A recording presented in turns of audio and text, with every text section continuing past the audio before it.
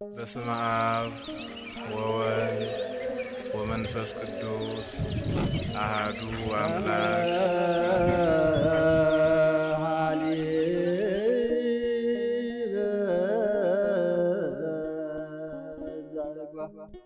ይህ ጾም የእግዚአብሔርን ሰው መሆን ሲጠባበቁ የኖሩት የነቢያት ትንቢትና ጸሎት በጌታችን መወለድ ፍጻሜ ያገኘበት ወቅት በመሆኑ ጾመ ነቢያት እንዲሁም የሐዋርያትን ጸሎት አስበን ጾመ ሐዋርያት ብለን የተዋህዶ ልጆች ከሐዋርያትና ከነቢያት ጋር አብረን እንጾማለን።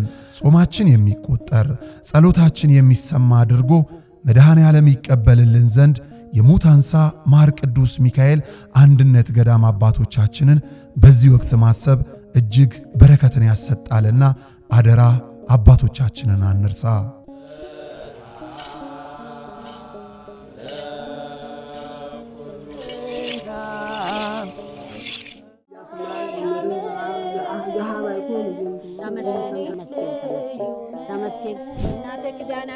ለድካማችሁ ረፍትን የምትናፍቁ ለሕመማችሁ መድኃኒት ፍለጋ የምትባዝኑ ተፈውሳችሁ ለመመለስ ወደ አንጎለላ ጽራርያም ሰሚነሽ ኪዳነ ምሕረት ኑ። በፈዋሽ ጸበሏ ተጠምቀን በእምነት በረከቷ ተሞልተን ደግሞ እንደ መላእክቱ በዝማሬ በምስጋና ደጇን ተሳልመን እንመለሳለን። ስለ ጉዞ በፍጹም እንዳታስቡ። ዘወትር ቅዳሜና እሁድ ከሌሊቱ 11 ሰዓት ጀምሮ መገናኛ ደራርቱ ሕንጻ ፊት ለፊት ወስዶ የሚመልስ በርካታ ባሶችን አቁመን እንጠብቆታለን። ለበለጠ መረጃ ከታች ባሉት የገዳሙ የጉዞ ስልክ ቁጥሮች ይደውሉ። መባ ስጦታችሁን ለመላክ ደግሞ የገዳሙን የባንክ አካውንቶች ይጠቀሙ።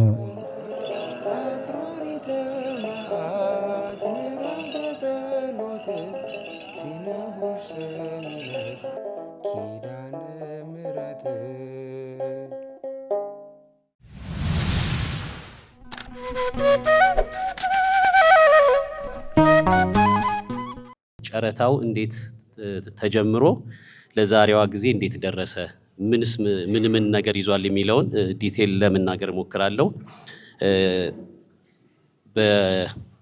በገዳሟ የተቋቋመ የልማት ኮሚቴ አለ። ይህ የልማት ኮሚቴ የራሱ የሆነ ሁለት ዘርፎች አሉት። አንደኛው የቴክኒክ ኮሚቴ ነው። ሁለተኛው ደግሞ የገቢ አሰባሳቢ ኮሚቴ ነው። በቴክኒክ ኮሚቴ ውስጥ የተሰሩትን ስራዎች ነው መግለጽ የምፈልገው። መጀመሪያ በቴክኒክ ኮሚቴ የተዘጋጀው የዲዛይን ስራ ቅድመ ጥናት ሰነድ ያልተዘጋጀው። ይህንንም ሰነድ አዘጋጅተን በዚሁ ግቢ ውስጥ በማህበረ ካህናት ተወካዮች፣ በጽህፈት ቤት ሰራተኞች ምክረ ሀሳብና አስተያየት ተሰጥቶበት ከጸደቀ በኋላ ነው ወደ ስራ የገባ ነው። ጨረታውም በግልጽ ጨረታ በጋዜጣ ወጥቶ ነው ጨረታው የተደረገው። ነሐሴ 2017 ላይ ነው ጨረታው የወጣው። በጨረታውንም ከ20 በላይ ደረጃ 1 የሆኑ ዲዛይኑ ላይ ተሳትፈው ለማድረግ ጨረታውን ገዝተዋል። ከነዚህ ከ20 ተጫራቾች ውስጥ 10 ተጫራቾች የወሰዱትን ዶክመንት ሞልተው ለመወዳደር መልሰዋል። እነዚህን ተጫራቾች በእኛ መስፈርት ባዘጋጀነው መስፈርት ለማወዳደር በተሰጠን ኃላፊነት መሰረት አወዳድረናል። የዚህም በቴክኒክና በፋይናንሻል ውድድሩን በተመለከተ ከሀገረ ስብከትም ሆነ ከወረዳ ቤተ ክህነት ጽሕፈት ቤት የተገኙ ታዛቢዎች በተገኙበት ነው ሁሉም ፕሮሰስ ያለፈው እና ይህም ፕሮሰስ ያልፈ ደግሞ ምንም አይነት ቅሬታም ጨረታው ላይ አልቀረበም። ያለ ቅሬታ ያለ ምንም ቅሬታ ነው የተከናወነው። በመጨረሻም አሁን እነዚህ 10 የተጫራች ዲዛይኑን የሰሩት ሰዎች ተወዳድረው አሁን ለዛሬዋ ለፊርማ ከኛ ጋር ለመፈራረም የቀረበው ኢሜጅ ኮንሰልቲንግ ድርጅት ጨረታውን በአንደኝነት አሸንፎ ለሱም የአሸናፊነት ደብዳቤ ተሰጥቶታል። አሁን ምናልባት ጨረታውን እንዲስ ማለት በጣም ብዙ ስራ ነበረው። ከአንድ ወር በላይ ነው ጨረታው ጋዜጣ ላይ የዋለው። 10ሩም ተጫራቾች የራሳቸው ትንሽ ለየት አድርገናል ግብአትም እንዲሆን ለማድረግ ብለን ወደ 10ሩም ተጫራቾች የራሳቸውን ዲዛይን ሰርተው ነው የቀረቡት። ማለት ምን ይመስላል የሚለውን ዲዛይን ለማድረግ ይህም ደግሞ ለኛ ነገ ለምንሰራው ነገር 10 ተጨማሪ ግብአቶች እንድናገኝ ይረዳናል ማለት ነው። አሁን የቀረበው ዲዛይን ያውን እዚህ ጋር ምናልባት ከጀርባችን የምታዩት እንደ መነሻ ነው እንጂ በቃ ዲዛይኑ ይሄ ነው ለማለት አይደለም። ከዚህም ተሻሽሎ ከነሱ ጋርም እየተመካከርን እያሻሻልናቸው የምንሰራቸው ነገሮች ይኖራሉ። ምናልባት ይሄኛው ስላላለቀ ማናችሁም ሰዎች የቤተ ክርስቲያን ልጆች የሆናችሁ ሁሉ ይሄንን ያገባኛል እንዲህ ቢጨመርበት ሐሳብ ካለ ይሄ አሁንም ዝግ አይደለም፣ ሐሳብ መስጠት ይቻላል። አሁን የጨረታውን ያሸነፈው ኢሜጅ ኮንሰልቲንግ ድርጅት የሚሰራው ስራ ምንድነው ከተባለ አሁን እዚህ ላይ ሊሰሩ የሚችሉትን እነዚህ ዲዛይኖችን ሙሉ ስራዎችን አርኪቴክቸራል፣ ስትራክቸራል፣ ኤሌክትሪካል፣ ሜካኒካል እና ሌሎች ተዛማጅ የሆኑ ዲዛይኖችን ሰርቶ ይሰጠናል። እነዚህን ቀደም ተከተሉን እየተጠበቀ በእኛ እየተገመገመ የመጨረሻውን ይሄ በቃ አሁን ተስማምተናል ብለን ስንል የመጨረሻውን ዲዛይን ሰርተው ለመንግስት አካል ለሚመለከተው መንግስት አካል ወስደው አጸድቀው ያመጡልናል ማለት ነው። ከዛ ይሄን የጸደቀውን ዶክመንት ይዘን ደግሞ እኛ ከነሱ ጋር አብረን ሆነን ተጫራች ስራውን የሚሰራ ኮንትራክተር እናወዳድራለን ማለት ነው። እሱን ካወዳደርንና ልክ እንደዚህ አሁን እንዳለፈው ጨረታው እንዳለፈው ፕሮሰስ ሄደን ህንፃ ስራ ተቋራጩን ከመረጥን በኋላ ደግሞ ማለት ኢሜጅ ኮንሰልቲንግ የማማከሩንና የመቆጣጠሩን ስራ አንድ ላይ ነው የሚሰራው።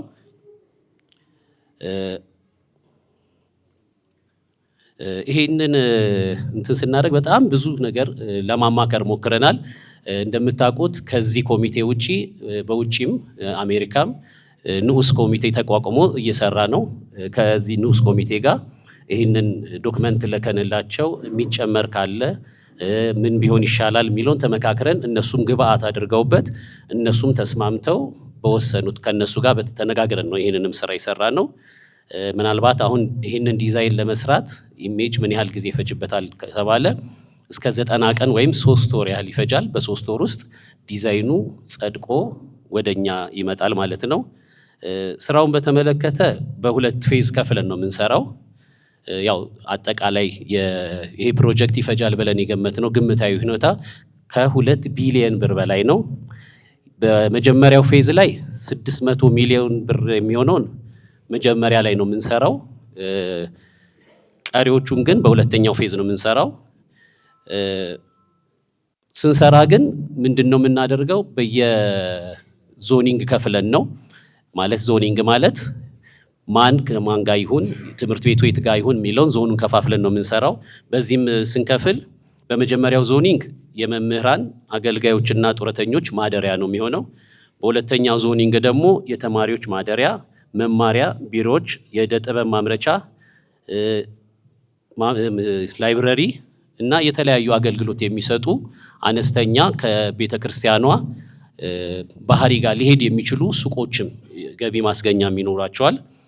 ቅድም እንዳልኩት አጠቃላይ ወደ 2 ቢሊዮን ብር የሚፈጅ ግምት ያለው ስራ ነው የምንሰራው። አጠቃላይ ይህንን ግቢ ስንመለከት ወደ 10248 ካሬ ያህል ስፋት ያለው ቦታ ነው። በዚህ ቦታ ላይ እኛ ኔት ልንሰራ የምንችለው ወደ 9357 ካሬው ላይ ነው።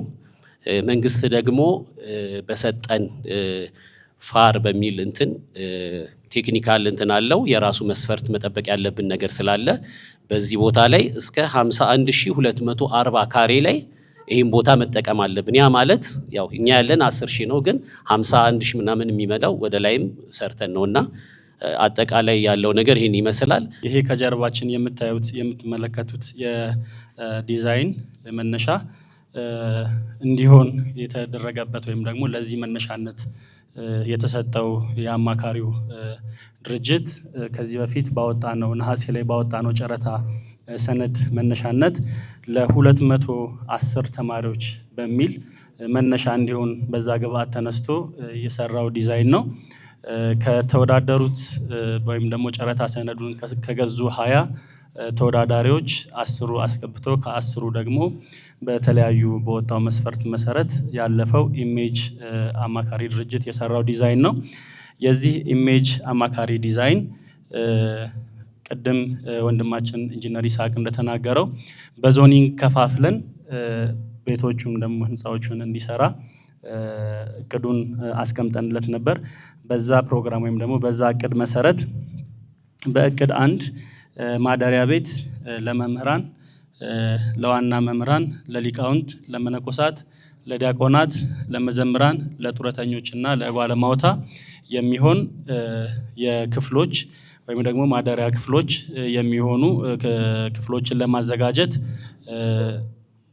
ፕሮግራም ሰጥተናል። በዛ ፕሮግራም መነሻነት ድጋሚ ሪቪው አድርገናል ወይም ደግሞ እንዲሻሻል አድርገናል። መጀመሪያ የነበረው እንደሚታወቀው ይህ አዳሪ ትምህርት ቤት ከዚህ በፊት ይቀበላቸው የነበሩ ተማሪዎች ቁጥር 72 ነበረ። አሁን ደግሞ ያለው የአረጋውያን ቁጥርም 30 ነበረ።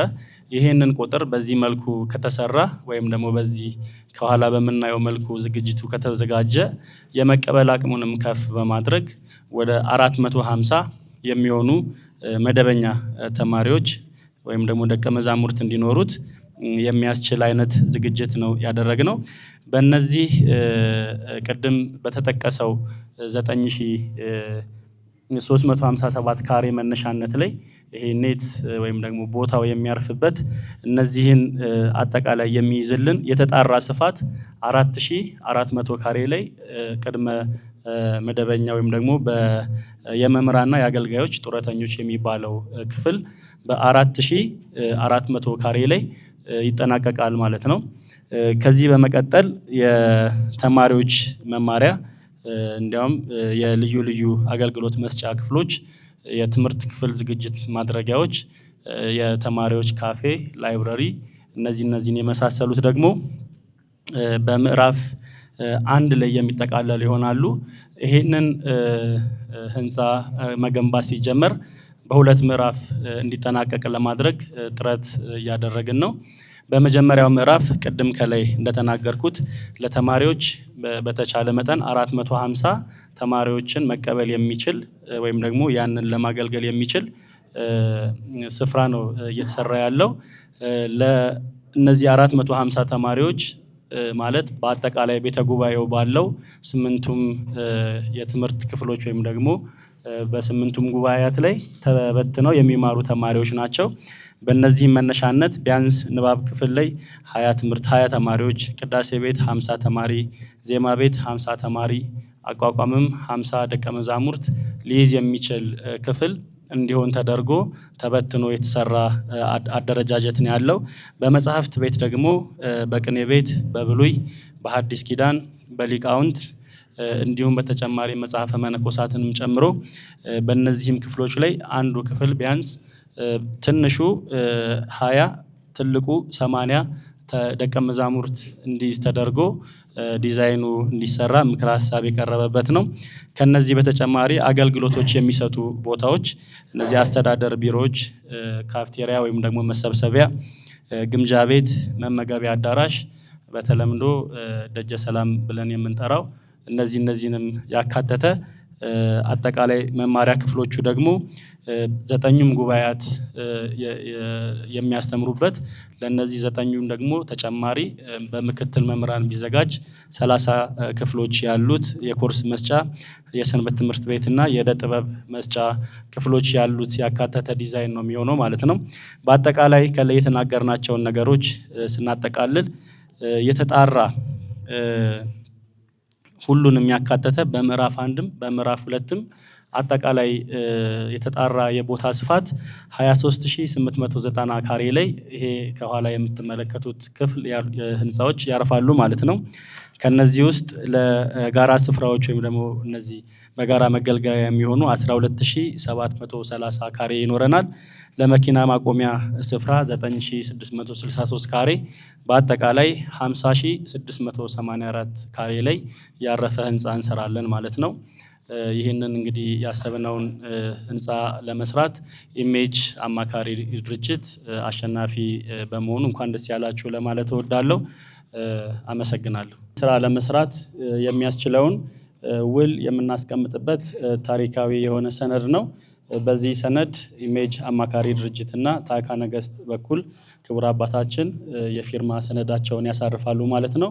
ይህ የሰነድ ሁኔታ አጠቃላይ ዲዛይኑን የመስራትና የማስተዳደሩንም ጨምሮ የሚሆኑ ስራዎችን ለ2 ዓመት የሚያክል የሚያገለግል ሰነድ ነው ማለት ነው። ሰነዱን ወደ ፊርማ እንሄዳለን።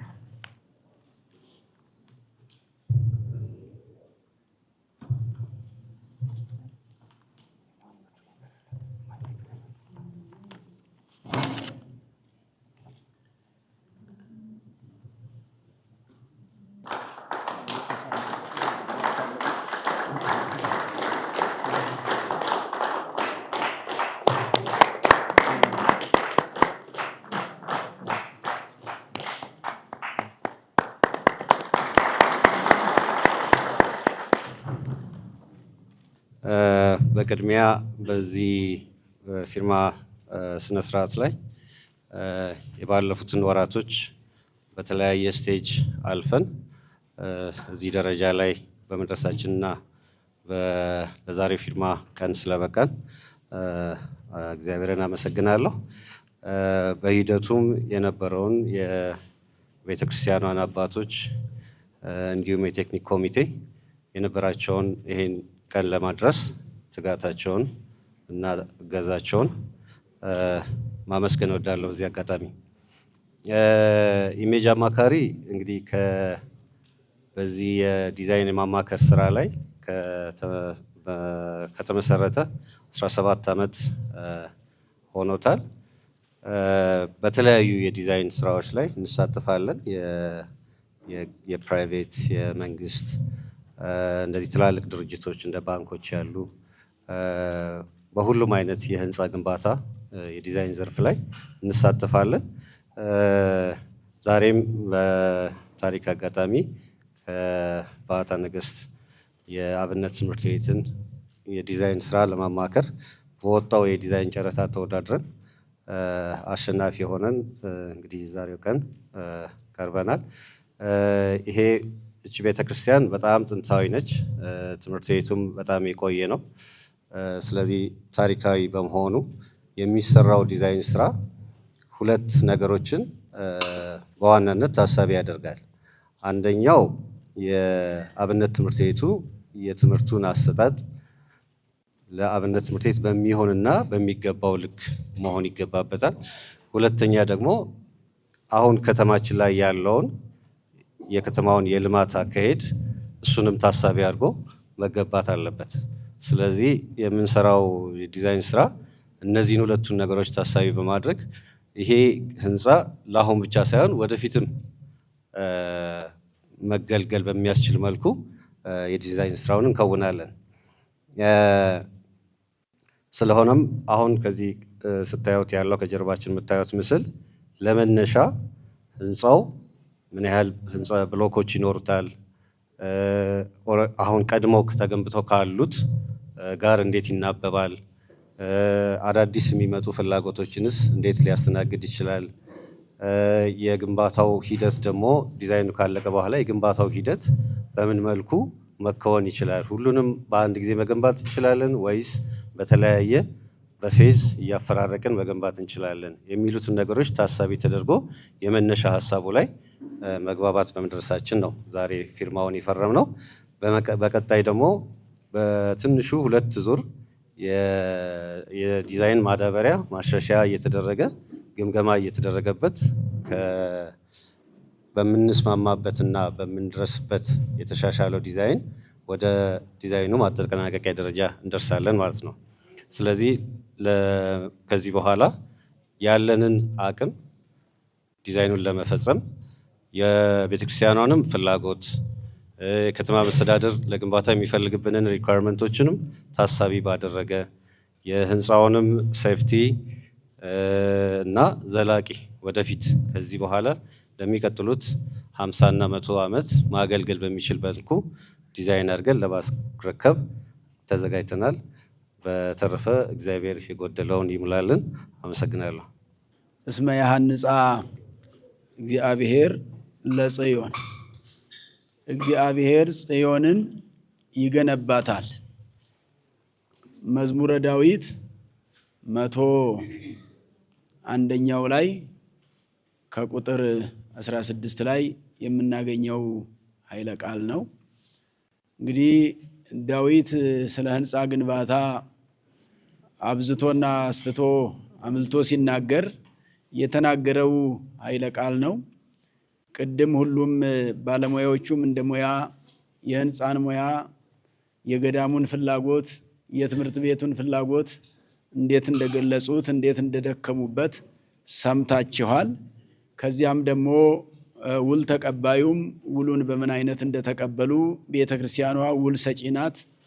እነሱ ደግሞ እሜጅ የተባለው ድርጅት ውሉን ተቀብሎ የሚሰራ ነው፣ እንግዲህ የሚያከናውን ነው።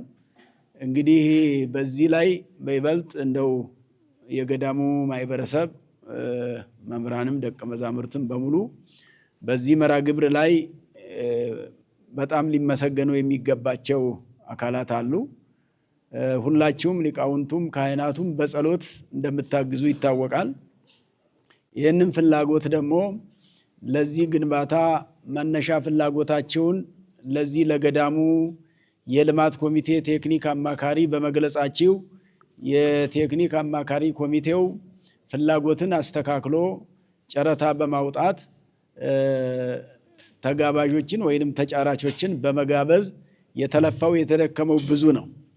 ከዚያም ቀጥሎ የጨረታ ኮሚቴ ደግሞ እንደ ሰበካ ጉባኤ እንደ ልማት ኮሚቴ በጋራ በማቋቋም የሀገረ ስብከታችን አዲስ አበባ ማለት ነው ተወካይ ባለበት የአራዳ ክፍለ ከተማ ተወካይ ባለበት ጨረታው ተካሂደዋል።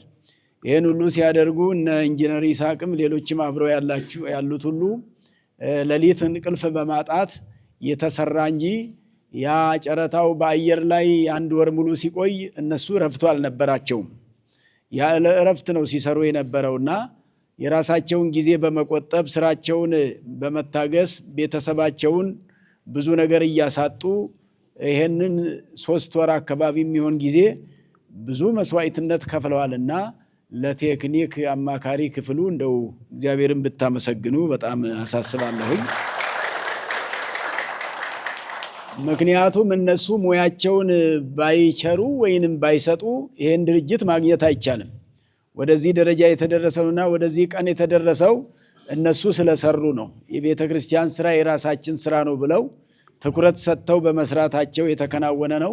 ቀጥሎም ይህን ህንፃ የሚከታተሉት እንደ ቤቱ ተወካይ ሆነው በልማት ኮሚቴ ስር ይሄንን የሚያስፈጽሙ ቴክኒክ አማካሪው ክፍል ነውና ቀጥሎም እግዚአብሔር እነሱን ይጠብቅልን እያልን ሌሎቻችሁም በጸሎትም ያገዛችሁ በሙያም ያገዛችሁ በምክር ያገዛችሁ ለህንጻው ስራ ደግሞ ግቢው ምቹ እንዲሆን ደግሞ በጎ አድራጎት ያደረገም አካል አለና ገንዘብ በመስጠት የግቢ ተደልድሎ ተስተካክሎ ዛሬ መውጫ መግቢያው የተመቻቸ እንዲሆን በመደረጉ ይሄን ላደረጉ በጎ አድራጊ ምእመናንም እግዚአብሔር ይስጥልን፣ እግዚአብሔርን አመስግኑላቸው።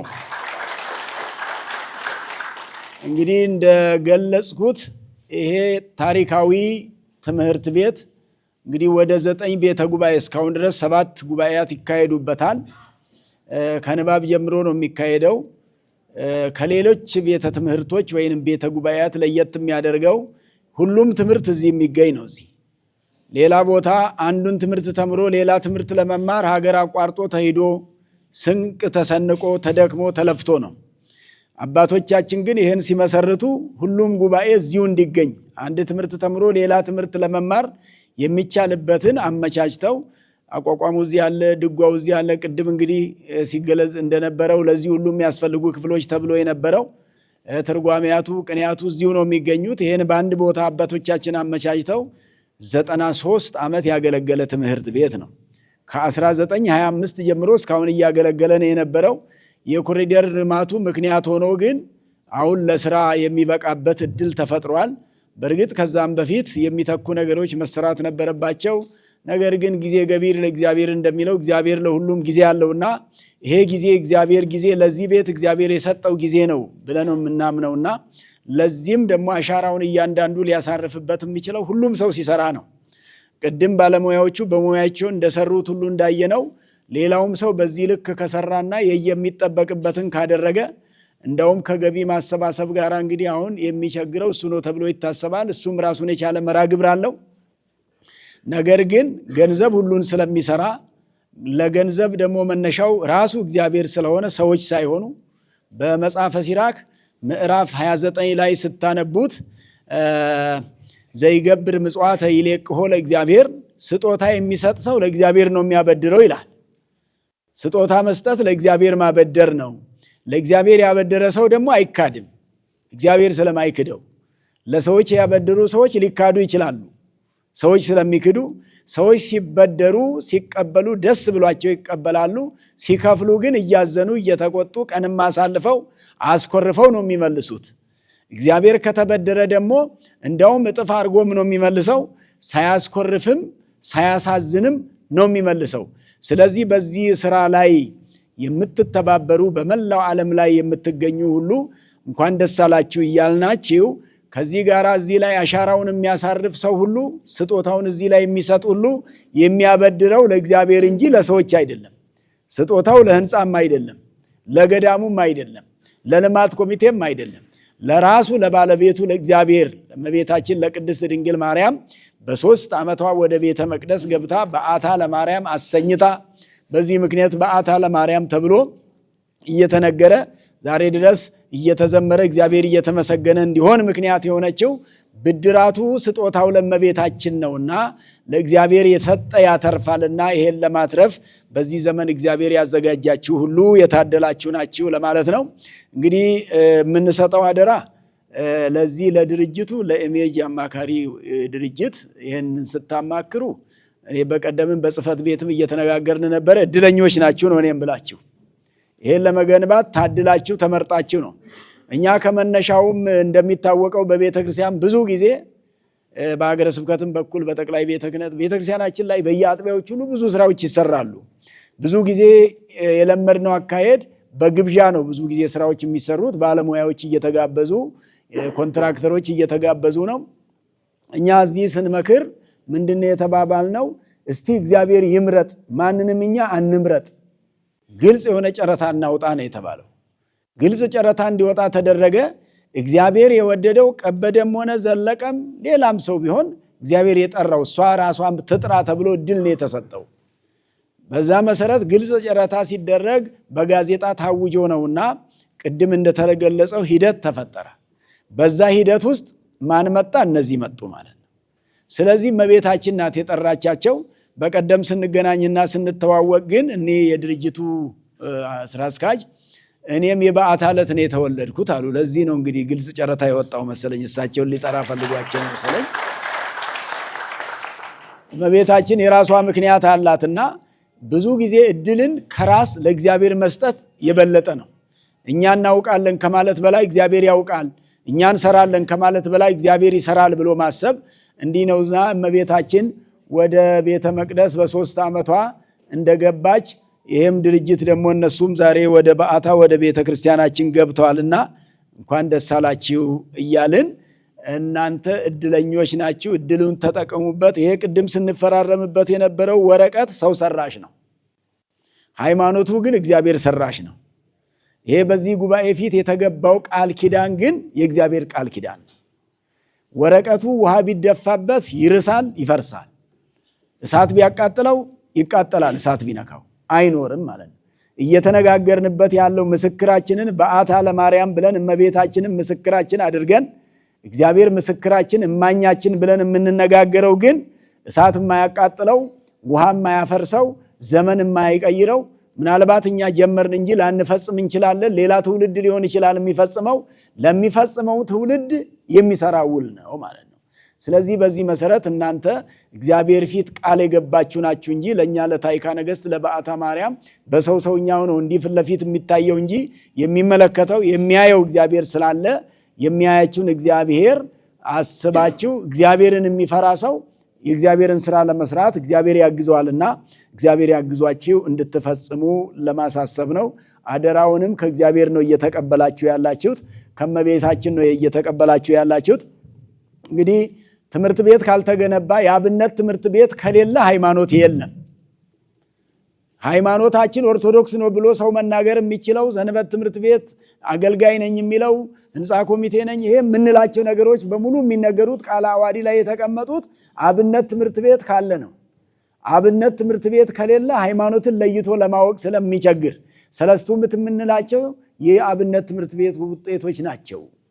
ነቢያት ሐዋርያት የምንላቸው ጌታ ባለቤቱ ኢየሱስ ክርስቶስ የአብነት ትምህርት ጉባኤ ከፍቶ ያስተማራቸው ከዛ ውስጥ የተገኙ ናቸው። ስለዚህ የሃይማኖት ትምህርት ቤት ማለት ነው የአብነት ትምህርት ቤት ማለት በቀላሉ። ስለዚህ የአብነት ትምህርት ቤትን መገንባት ኦርቶዶክስን መገንባት ስለሆነ ኦርቶዶክስን መገንባት ደግሞ ብዙ መንፈሳውያን ትውልድን መገንባት ስለሆነ ዛሬ የምናያቸው ነገሮች ሁሉ እኮ ትውልድ በአብነት ትምህርት ቤት በደንብ እየተገነባ በነበረበት ዘመን የምናያቸው አይደሉም። አሁን እያየነው ያለነው የአብነት ትምህርት ቤቱ ከኮሰሰ በኋላ የምናያቸው ነገሮች ናቸው። ግብረ ገቡ ትምህርቱ ከቀረ በኋላ የምናያቸው ናቸው። ይሄ ቤት ብዙ የሀገር መሪዎችንም ከነሰነ ምግባር አሟልቶ ለሀገር አስረክቧል፣ ለቤተ ክርስቲያን አስረክቧል። አሁንም በመላ ዓለም ያሉ አሉ፣ በሕይወት የሌሉም አሉ። ስለዚህ የአብነት ትምህርት ቤትን መገንባት ትልቁ የሃይማኖት ግንባታ፣ ትልቁ የትውልድ ግንባታ ስለሆነ ይህን ግንባታ ለመገንባት እናንተም ይሄን ለማማከርና ለማሰራት ስለታደላችሁ እግዚአብሔር መርጧችኋል። እንኳን ለዚህ ቀን አደረሳችሁ እያልኩኝ እንግዲህ በገዳሙ ያለነው ማህበረሰብ ልዩ መራግብር አዘጋጅተናል። ያዘጋጀነው መራግብር ከፊታችን ቅዳሜ ጀምሮ ከህዳር 25 27 ጀምሮ 27 28 29 30 ከወዲያኛው ደግሞ ታኅሳስ 1 2 3 እስከ በዓታ በዓል ድረስ ለ7 ቀናት ግንባታ ለበዓታ የሚል መራግብር ነው ያለነው። ግንባታ ለበዓታ ይገባል ማለታችን ስለሆነ በዚህ መሪ ቃል የሚጸልየው ጸሎት ይሄን በተመለከተ ነው። ለ7 ቀናት መዋጮ የሚያደርገውም ይሄን በተመለከተ ነው። የሚያማክረውም ይሄን በተመለከተ ነው። ስለዚህ ይሄን አስመልክተን ይሄን 7 ቀን እንዲያሰብን በዓሉ ላይ እንድረስ። በዓሉንም ዝም ብለን አንጠብቅ። የበዓል ዝግጅታችንም ጸሎት ይሁን። የበዓል ዝግጅታችንም መዋጮ ማዋጣትና ለዚህ ግንባታ ቅድም ሲነገር እንደነበረው ሰምታችሁታል።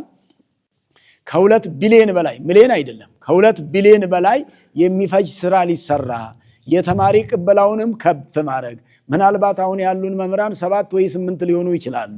ከዚህ በኋላ እስከ 30 መምህራን ዋና መምህራን ቢኖሩ ምክትሎች 30 ቢኖሩ 60 መምህር ሁሉ የማስተናገድ አቅም እንዲኖረው አስፍቶ ማሰብ ስለሚገባ በዚህ ልክ ነውና ገንዘቡ ዛሬ ስሙ ሲጠራ ሊያስደነግጥ ይችላል። ለእግዚአብሔር ማበደር የቻለ ሰው ካለ ግን ለእግዚአብሔር ምን 2 ቢሊዮን ምንም አይደለም። ለእግዚአብሔር ለሰው ነው ክብደቱና ስለዚህ ለሰው የከበደ ለእግዚአብሔር ቀላል ስለሚሆን ሁላችንም እንድንተባበርበትና በዚህ የምታዩትን ስራ ሁሉ ይሄ የመጀመሪያ ቀናችን ነው። ቅድም እንደተነገረው ከተለመደው አሰራር ትንሽ ለየት የሚያደርገው ብዙ ጊዜ ጅምሮች በመሰረት ማስቀመጥ ይጀመራሉ። እኛ መሰረት ማስቀመጥን ደግሞ ቀጥለን የምናስኬደው ሆኖ ከድርጅት ጋር ውል መፈራረም ተቋማዊ ስራ ስለሆነ ተቋምን ከተቋም ጋር ማስተሳሰር እንዲቀላል አይደለም። እንደ ልማዳችን መሰረት ሳያስቀምጡ ህንፃ መስራት ይቻላል። መሰረቱን ሰርቶ ጨርሶ ማስቀመጥ ይቻላል፣ ችግር የለውም። ውል ሳይፈራረሙ ግን መስራት አይቻልም። ስለዚህ ውል ተቋማዊ ነው። ያ ደግሞ እንዲሁ መሰረትና ታሪክን ይዞ ለመሄድ የሚሰራ ስለሆነ ይሄ ትልቅ ታሪክም ስለሆነ በታሪክነቱ እንድትመዘገቡት ነው። እግዚአብሔር የተመሰገነ ይሁን። በጋራ እግዚአብሔርን እናመስግን። በመጨረሻ በእውነት በሚዲያችሁ ይሄን ስራ ለማስተጋባትና ዓለም በሙሉ እንዲሳተፍበት የመጣችሁ የሚዲያ ስራ አስኪያጆች፣ ባለቤቶች፣ ሰራተኞች ከቤታችን ሚዲያ ጀምሮ ዋናው የኢትዮጵያ ኦርቶዶክስ ተዋሕዶ ቤተክርስቲያናችን ሚዲያ አለ። ከዛ የአዲስ አበባ ሀገረ ስብከት አለ። ከዛ ደግሞ ብዙ ሶሻል ሚዲያዎች አሉና ሁላችንም በጣም ከልብ እናመሰግናለን። ምክንያቱም ዛሬ ነገሮች በሚዲያ ነው የሚሰሩት። ሚዲያ ላይ ነው ነገሩ ሁሉ ያለው፣ አየር ላይ ነው ያለው።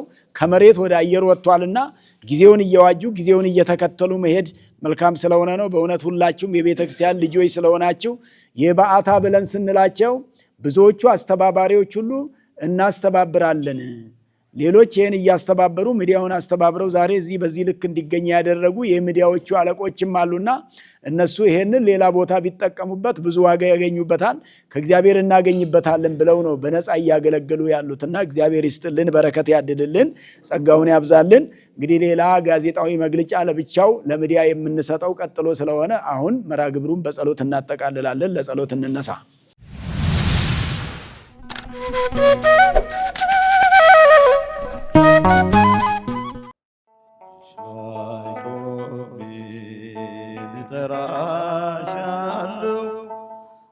የተሰጠንን ብናውቀው የተከለከልነው ምንም ማለት አይደለም። ክቡራን ተመልካቾቻችን ይህ ከጀርባ የምትመለከቱት ማዕከል ክቡር የሆነው የሰው ልጅ በጎዳና ተጥሎ በሱሱ ምክንያት ከሰው ተነጥሎ ይኖርበት የነበረውን ዓለም ቀድሞ እንደተፈቀደለት ርስቱ አድርጎ እንዲኖርባት ያነበረበትን ሱስ ጥሎ እንዲወጣ የሚደረግበት የሱስ ማገገሚያ ማዕከል ነው። ልጆቻችን፣ ወላጆቻችን፣ ጓደኞቻችንም ጭምር በዚህ ሰዓት የት ናቸው ብለን ስናስብ በአእምሮ ህመም የሚሰቃዩ ባልባሌ ሱሶች ውስጥ ወድቀው ትላንት ከነበሩበት ከፍታ ዝቅ ብለው የሚታዩ ነገ ወደ ነበሩበት የሚመለሱ ስለመሆናቸው እርግጠኛ ይሁኑ። ምክንያቱም በዚህ ማዕከል ሁሉ ተችሏልና።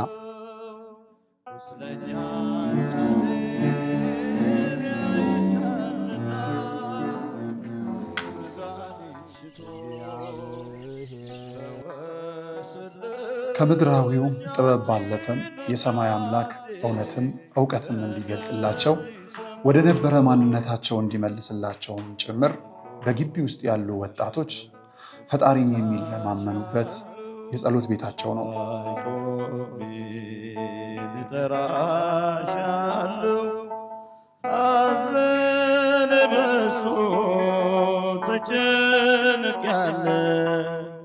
የውስጤን ብሶት ለማልነግር ደጋፊ የለኝ ካንቺ በቀር።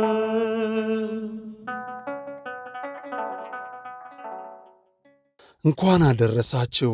የጃንደረባው ጉዞ ወደ ቅድስት ሀገር ኢየሩሳሌም የዮድ አቢሲኒያ አስጎብኚና የጉዞ ወኪል ከነጋሽ ሚዲያ ጋር በመተባበር ልደትን በኢየሩሳሌም ምዝገባ ጀምረናል። ያሉን ቦታዎች ጥቂት በመሆናቸው ፈጥነው ይመዝገቡ። እንግዲህ አሁን ያለንበት ቦታ ቤተልሔም ቅድስት ቤተልሔም ነው። እመቤታችን ቅድስተ ቅዱሳን ድንግል ወላዲተ አምላክ በእንግዶች ማረፊያ ስፍራ አልተገኘላትም። ለዓለም ቤት የሰጠ መድኃኔዓለም ቤት አጣ። በእንስሳት መካከል አድግና ላም ትንፋሽ እየገበሩበት የኔና የናንተ አምላክ የኔና የናንተ ፈጣሪ በዚህ ስፍራ ላይ ተወለደ ማለት ነው። በኢትዮጵያዊ መስተንግዶ ዮድ አቢሲኒያ፣ ለበረራው ደግሞ የኢትዮጵያ አየር መንገድን ይዘን ቅድስት ሀገር ኢየሩሳሌምን አሳልመን እንመልሶታለን። ያሉን ቦታዎች ጥቂት በመሆናቸው ፈጥነው ይመዝገቡ። የዘንድሮውን ልደት በኢየሩሳሌም እንዳያመልጦ። ልጆች ለወላጆቻችሁ የምትሰጡት ታላቅ ስጦታ ልብ ይበሉ። እኛ አስጎብኚ አይደለንም። ይልቁንም በቅድስቲቱ ሀገር ያሉትን ቅዱሳን ስፍራዎችን አሳልመን የምንመልሶ ቤተኛው ነን። ዮድ አቢሲኒያ። የጃንደረባው ጉዞ ወደ ቅድስት ሀገር ኢየሩሳሌም።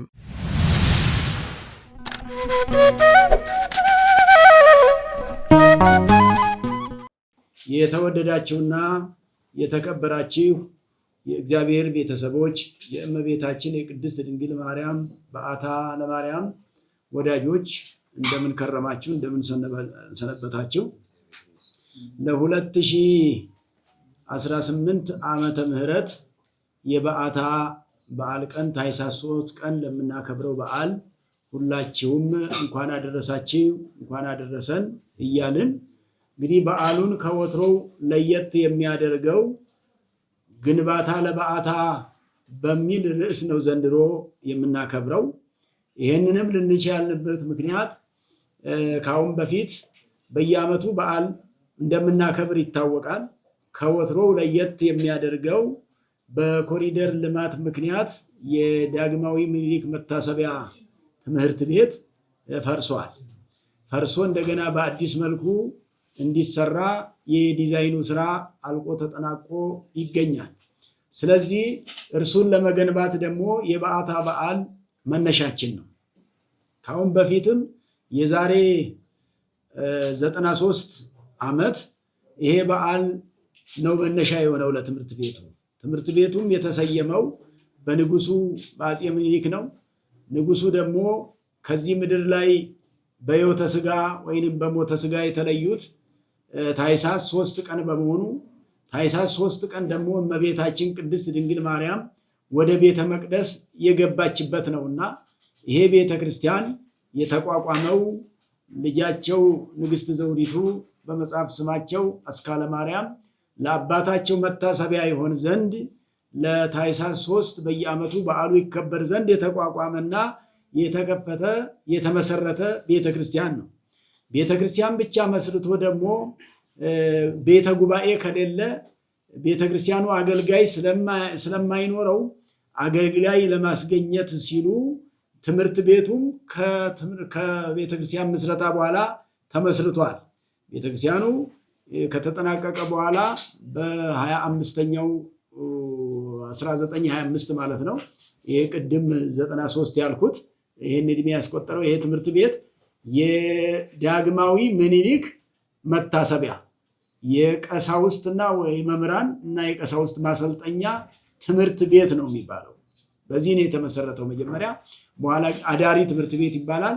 ቆየት ብሎ ደግሞ አብነት ትምህርት ቤት የሚልም ስም ተሰጥቶታል በአንድ ወቅት በቤተ ክህነቱ ጥናት። ነገር ግን አዳሪ ትምህርት ቤት ማለት፣ መንፈሳዊ ትምህርት ቤት ማለት፣ አብነት ትምህርት ቤት ማለት ሁሉም አንድ ነው። እነዚህ 8 ጉባኤያት ወይንም 9 ጉባኤያት የሚሰጡበት ነው። ከንባብ ጀምሮ አቡጊዳ ቆጥሮ፣ መልእክተ ዮሐንስ ቆጥሮ፣ ዳዊት ንባብ ተምሮ፣ ዜማ ተምሮበት፣ ቅዳሴ፣ ቅኔ፣ ትርጓሜያቱን፣ ብሉያቱን፣ ሐዲሳቱን፣ ሊቅ፣ አቋቋም፣ ድጓ እነዚህን ሁሉ በአንድ ቦታ የሚያገኙበትና የሚማሩበት አገልጋዮቹ እዚህ እየፈሩ ወይንም አገልጋዮቹን እያፈራ ለቤተክርስቲያን የሚያበቃ ነውና ይሄ ወደ 100 ዓመት ገደማ አገልግሎት ሰጥቷል። አባቶቻችን ይሄን የሰሩት ለትውልድ ነው። ለትውልድ በመስራታቸው ብዙ ትውልድ በዚህ ውስጥ ተገኝቷል። ይሄን በዚህ የተገኘውን ትውልድ ደግሞ እኔና እናንተ በዚህ ዘመን በመላው ዓለም ያላችሁ በየትም ቦታ የሚገኘው የበዓታ ወዳጅ ይሄን ሊያተኩርበት የሚገባው እኛ ዛሬ የአባቶቻችን ስራ ወርሰን ሰርተን እንደ አባቶቻችን ለትውልድ ልናስረክብ ነው። ስለዚህ ለትውልድ ለማስረከብ የሚቻለው ደግሞ ሁሉም ሰው በሚችለው ነውና ገንዘብ ያለው በገንዘቡ፣ ሙያ ያለው በሙያው፣ ማቴሪያል ያለው በማቴሪያል፣ የሚጸልይ በገዳማት ያሉ ሁሉ በጸሎት ማገዝ የሚችሉት ሁሉ እዚህ ላይ እንዲተባበሩና እንዲያግዙ ነው። በዓሉን የምናከብረው በግንባታ ነው ለማለት ነው። የበዓሉ አከባበር ግንባታ ለበዓታ በሚል ርዕስ ከህዳር 27 ጀምሮ እስከ ታኅሳስ 3 ቀን ድረስ 7ቱን ቀናት ይሄን ብቻ በአእምሯችን እያመላለስን ገንዘብ ያለውም እየመጸወተ እየሰጠ እንግዲህ እንደተባለው ለእግዚአብሔር የሚሰጥ ይቀበላል እንጂ ሰጪ አይደለምና ለእግዚአብሔር መስጠት እንድትችሉና እንድትገነቡ በዓሉን ከግንባታ ጋራ እንድታከብሩ ለማለት ማሳሰብ እወዳለሁ። ከዚህ ጋራ የዘመናዊ ትምህርትም አብሮ እንዲካሄድ ወይንም ደግሞ ይሄ ትምህርት ቤት ብዙ ሊቃነ ጳጳሳትን፣ መምህራንን፣ ቀሳውስትን፣ ምሁራንን ያፈራ የሚለው ያው እኛም እሱን መነሻ አድርገን የተነሳ ነው። እኔም እንደ አባቶቼ ብዙ አለኝ ባልል እንኳን እኔም እንደ አቅሜ ከዚህ ነው የተገኘሁት። እኔም እዚሁ ነው የተማርኩት። የሁላችንም ቤታችንና መገኛችን ነው። እንደሱ እንደመሆኑ መጠን ይሄ አሁን ይሄን በዓል ስናከብር በዚህ መልክ ከዚህ የተገኘው ከዚህ በተገኙ ሰዎችም የተጠቀመ ሰው ሁሉ ሰው ግድ ከዚህ ትምህርት ቤት ብቻ ተገኝቷል ማለት ስለማይቻል ከዚህ ከተገኙ ሰዎችም የተጠቀመ ከዚህ እንደተገኘ ነው የሚቆጠረው፣ እዚህ እንደፈለቀ ነው የሚቆጠረውና ብፁዓን ሊቃነ ጳጳሳት፣ ሊቃውንት፣ መምህራን አልፎም ተርፎ የሀገር መሪዎች ሁሉ ከዚህ ይገኙ እንደነበረ ስለሚታወቅ እኛ ይሄንን ስንሰራ ጎን ለጎን ሌሎችም አብረውት የሚሰሩ የልማት ስራዎች ይኖራሉና ግድ በዚህ ግቢ ላይ ይጠቃለሉ ይችላሉ እንጂ በሌላ ቦታዎች ይዞታዎች የቤተክርስቲያን ይዞታዎች ስላሉ ተመጋጋቢ ሆነው አብሮ ጎን ለጎን ሌላም ትምህርት መስጠት ዘመናዊ ትምህርትን መስጠት የሚችልበት የሚታሰብበት ነው የሚሆነውና ይሄ ነው ግን ሁሉንም የሚያስገኛቸው ድሮ የሚያስገኛቸው ይሄው ስለሆነ ይሄው ነው የሚያስገኛቸው። ሌላው ምናልባት ስለ በዓታ ጉዳይ ይመለከተኛል የሚለው በመላው ዓለም ያለ ሰው ሁሉ በእርግጥ የማይመለከተው ሰው የለም። ኦርቶዶክስ ሆኖ እንኳንስ ኦርቶዶክስ ሆኖ ኦርቶዶክስ እንኳን ባይሆን ሀገራዊ የሆነ ሰው ኢትዮጵያዊ የሆነ ሰው ይሄ የኢትዮጵያ መነሻ ህገ መንግስት የተረቀቀበት ስፍራ እዚህ ስፍራ ነው። በተመከረው ምክር የግብጽ ሲኖዶስ ወይንም ደግሞ ጵጵስና በሲኖዶሱ ከግብጽ ይመጣ የነበረው ኢትዮጵያ ራሷን ትቻል ብለው አፄ ኃይለ ሥላሴ የሰሩት እዚህ ቦታ ካሉ ሊቃውንት ጋራ በተመከረው ምክር የተሰራ ስራ ነው። እዚህ በተገኙ በነበሩ ሊቃውንት መክረው ነው ያንን ወይሲሙ ሊቀ እማይምራን ይሆሙ ተብሎ ከራሳቸው ሰው መሾም አይጠበቅባቸውም ኢትዮጵያውያን የሚባል ታሪክ የተቀየረበት ቦታ ነው በዓታ ማለት የበዓታ ትምህርት ቤት ማለት። ይህን ያክል ጥልቅ ታሪክ ያለው ስፍራ ስለሆነ የሚመለከታቸውን አካላት ሁሉ በዚህ መልክ ነው እየቀሰቀስን የምንሄደው። ስለዚህ ጎን ለጎን ሌሎች ተመጋጋቢ የሚሆኑ ትምህርቶችንም ይሄም ራሱ ምናልባት እኮ እየሰፋ ሲሄድ እየበዛ ሲሄድ ይሄ 10248ቱ ካሬ ላያጠቃልል ስለሚችል ከዚህም እየሰፋ ይሄዳል። ቅርንጫፍም ነበረው ራሱ የአብነት ትምህርት ቤቱ እኛ እዚህ እንማር በነበረ ጊዜ እንጦጦ ራጉኤል ትምህርት ቤቱ ነበረ። የበዓታ ነው እሱ የዚህ ቅርንጫፍ ነው። ግማሹ ደቀ መዛሙርት እዛ ናቸው፣ እዛ ነው ቤተ ጉባኤው። በኋላ ነው እየታጠፈ መጥቶ እዚሁ የወረደው እንጂ የነበረው እንጦጦ ራጉኤልም ላይ ነውና ስለዚህ ዘመናዊ ትምህርቱን ከዚህ ጋር ጎን ለጎን ማስኬዱ በጣም ለዚህ ቤት ከባድም አይደለም አዲስም አይደለም። እንዲህም ነበር የነበረውና እንዲሁ እየተመጋገበ እዚህ ትምህርት ቤቱ የነበረው ዘመናዊ ትምህርት ቤት አሁን ከቤተክርስቲያኒቱ ውጪ የሆነው የበዓታ ነበር። መስከረም 2 የሚባለው ትምህርት ቤት የበዓታ ነበር። ምን ነበር እሱ የሚሰራው? ዘመናዊ ትምህርት ነው እሱ የሚያስተምረው። እዚህ ደግሞ የአብነት ትምህርቱ ነው የሚሰጠው። እዚህ አብነቱን ትምህርት የሚማሩ ሰዎች ማታ ማታ እዛ ሄደው ይማራሉ።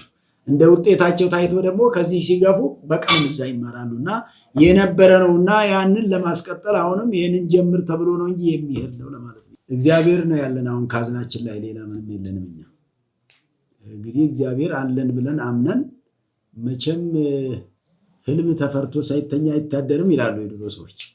ስራው ስለሚያስፈራና ብሩ ስለሚያስፈራ ሳንሰራ መቅረት ስለሌለብን ኢንጂነር ይስሐቅ ቅድም እንዳለው ምንም ነገር ኖሮ ሳይሆን አካውንቱ ነው ራሱ ያለው ቁጥሩ ነው ያለው። ደግሞ ቁጥርን የፈጠረ ደግሞ እግዚአብሔር ነው። ስለዚህ ቁጥሩ ነው ያለን እንትኑ ላይ አካውንቱ ላይ። ለዚህም ነው ዓለሙ በሙሉ ተረባርቦ እንደተባለው አሁን ይሄ እየተሰራ ያለው ጊዜውም የተባለው በፌዝ ለመስራትም የተፈለገው አቅሙ አይኖርም ተብሎ እንጂ አቅሙ ቢኖር ምንም በአሁን ሰዓት ያሉ ግንባታዎች ደግሞ ጊዜ የማይፈጁ ናቸው ይታወቃሉና በዛም ልክ መጨረስ ስለማይቻል ይሄንን ግንባታ ለበዓታ የሚለውን መልእክት የሚሰማ በሙሉ ለእመቤታችን ገንዘብ እንዲሆን ነው የፈለግነው። አመሰግናለሁ። አንድ የተነሳው ጥያቄ ግንባታው ምን ያህል ጊዜ ይፈጃል የሚል ጥያቄ ነው።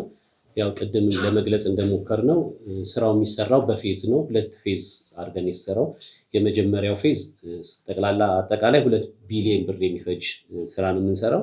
የመጀመሪያው ፌዝ በ600 ሚሊዮን ብር የሚሰራው ነው። ምናልባት በስንት ጊዜ ያልቃል የሚለው ያው የራሱ የሆኑ ተግዳሮቶች አሉት።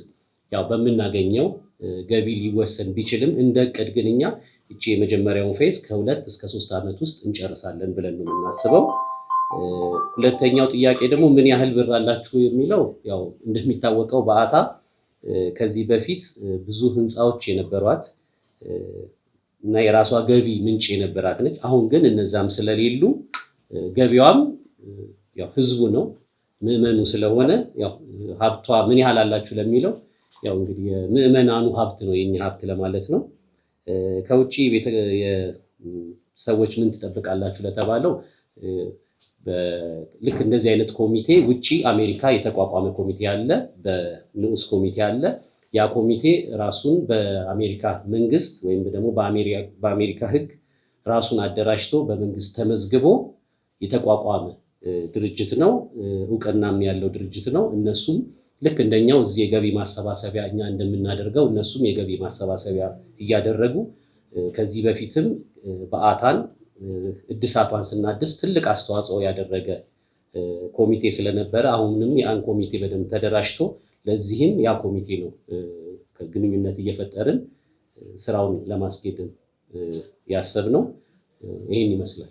ምናልባት የአካውንት ቁጥሩን በተመለከተ ለጊዜው የኢትዮጵያ ንግድ ባንክ አካውንት ቁጥር ነው ለዚህ የከፈትነው። እንደየንትኑ በሁሉም ባንክ በአጭር ቁጥር ከሰሞኑ የምናወጣው ምናልባት እስከ በአታ በዓል ድረስ ይደርሳል ብለን እናስባለን። አጭር ቁጥር አድርገን በሁሉም አካውንት ማኔጅ ሊደረግ የሚችል እናዘጋጃለን። ለአሁን ግን የገዳሟ ልማት ኮሚቴ አካውንት የኢትዮጵያ ንግድ ባንክ 1018 05 83 93 2 ድገመው 1018 05 83 93 2 የኢትዮጵያ ንግድ ባንክ ነው። በዚሁ አጋጣሚ ለመጥቀስ ንገር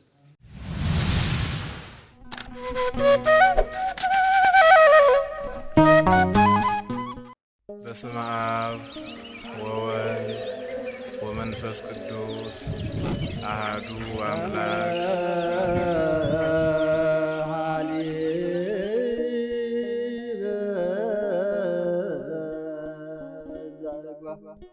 ይህ ጾም የእግዚአብሔርን ሰው መሆን ሲጠባበቁ የኖሩት የነቢያት ትንቢትና ጸሎት በጌታችን መወለድ ፍጻሜ ያገኘበት ወቅት በመሆኑ ጾመ ነቢያት እንዲሁም የሐዋርያትን ጸሎት አስበን ጾመ ሐዋርያት ብለን የተዋህዶ ልጆች ከሐዋርያትና ከነቢያት ጋር አብረን እንጾማለን።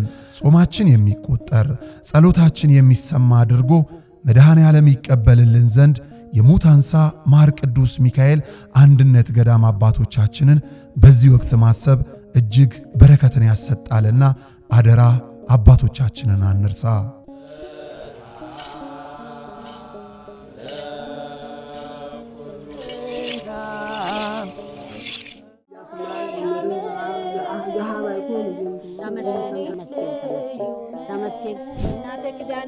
ለድካማችሁ ረፍትን የምትናፍቁ ለሕመማችሁ መድኃኒት ፍለጋ የምትባዝኑ ተፈውሳችሁ ለመመለስ ወደ አንጎለላ ጽራሪያም ሰሚነሽ ኪዳነ ምሕረት ኑ። በፈዋሽ ጸበሏ ተጠምቀን በእምነት በረከቷ ተሞልተን ደግሞ እንደ መላእክቱ በዝማሬ በምስጋና ደጇን ተሳልመን እንመለሳለን። ስለ ጉዞ በፍጹም እንዳታስቡ። ዘወትር ቅዳሜና እሁድ ከሌሊቱ 11 ሰዓት ጀምሮ መገናኛ ደራርቱ ሕንፃ ፊት ለፊት ወስዶ የሚመልስ በርካታ ባሶችን አቁመን እንጠብቆታለን።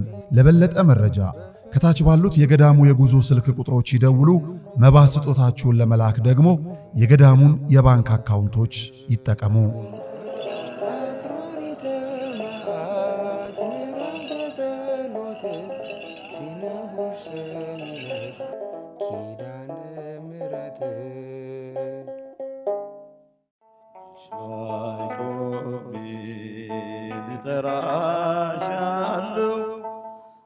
የተሰጠንን ብናውቀው የተከለከልነው ምንም ማለት አይደለም። ክቡራን ተመልካቾቻችን ይህ ከጀርባ የምትመለከቱት ማዕከል ክቡር የሆነው የሰው ልጅ በጎዳና ተጥሎ በሱሱ ምክንያት ከሰው ተነጥሎ ይኖርበት የነበረውን ዓለም ቀድሞ እንደተፈቀደለት ርስቱ አድርጎ እንዲኖርባት ያነበረበትን ሱስ ጥሎ እንዲወጣ የሚደረግበት የሱስ ማገገሚያ ማዕከል ነው።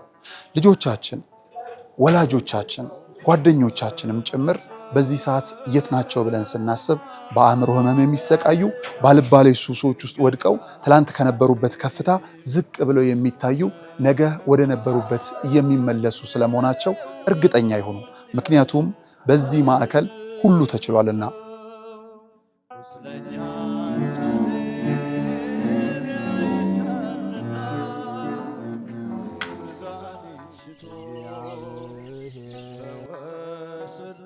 ከምድራዊው ጥበብ ባለፈም የሰማይ አምላክ እውነትን ዕውቀትን እንዲገልጥላቸው ወደ ነበረ ማንነታቸው እንዲመልስላቸውም ጭምር በግቢ ውስጥ ያሉ ወጣቶች ፈጣሪን የሚለማመኑበት የጸሎት ቤታቸው ነው።